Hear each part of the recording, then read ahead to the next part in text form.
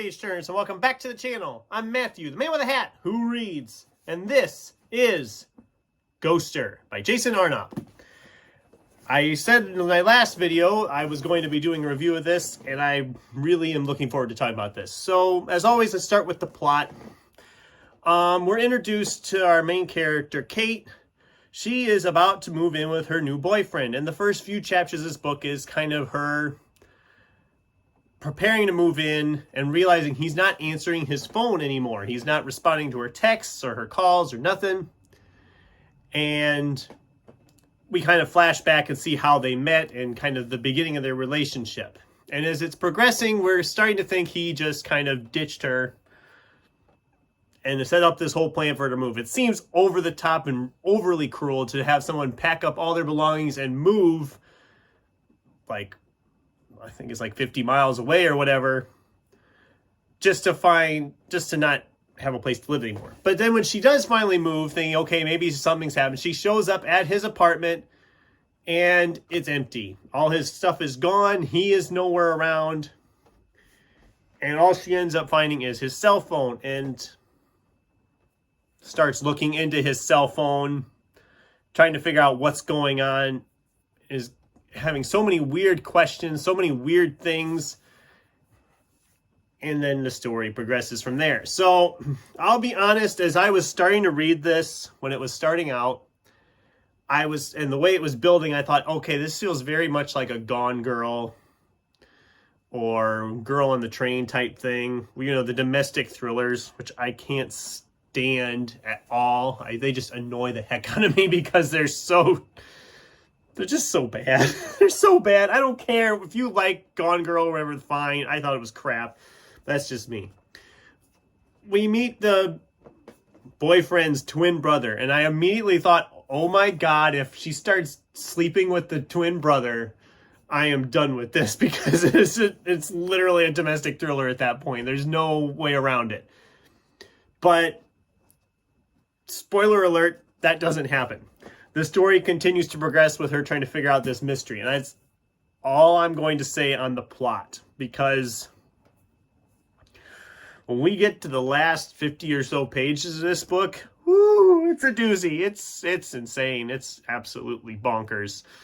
And you wouldn't believe me if I told you, and I'm not going to tell you, you need to read it, because, oh my God, everything worked with this. I was so worried as I started. I was about 100 and some odd pages in. I thought, I'm not liking this as much as I liked his first one, Last Days of Jack Sparks, which I adored when I read it. And I kept thinking, this isn't as good as that one. This isn't as good as that one. But then when I got to the end, it took everything that we had covered in the previous pages, all these little things that didn't seem to make any sense or have any connection to what was going on, and everything made perfect sense. Everything was just crystal clear.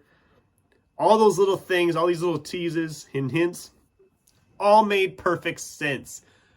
And that just made me so happy that it all came together. I still gave this 5 stars. I didn't think it was as good as Jack Sparks, but it's still really good. It's just fantastic. And for a book like this that I thought I knew what was happening, and then they're like, no, that's not happening. This is happening. So then I'm like, okay, this is what's happening. And then they're like, no, this is what's actually happening. The fact that it pretty much pulled the rug out from under me 2 to 3 times is awesome. The book that just blew me away. I was not expecting some of the stuff that was revealed. If I was gonna go into negatives, and this would be a negative to some people, it doesn't bother me so much, because our main character of Kate, similar to our character Jack Sparks in Last Days of Jack Sparks, they're not really likable characters. They're not. You have issues with them. Both of them, you just want to, if you actually met them in person and they acted that way, you want to smack them on because they're just really stupid, or they're not using their head or whatever, or they make poor choices. And that's a little bit with this. The character is not really that likable.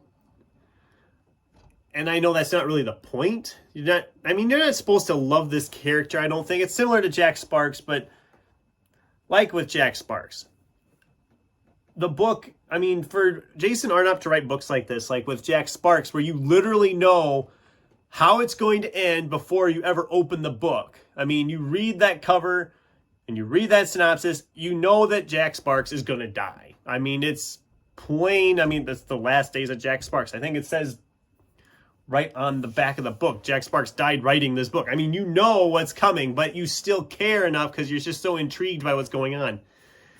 This one is the opposite of that. You don't know where it's going, but when it gets there, you are just thrilled. And I really loved it. It was a 5-star, as I said.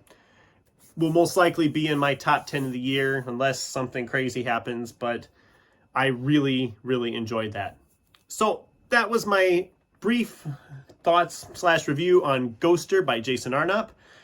What do you think? Does it sound like a book you would enjoy?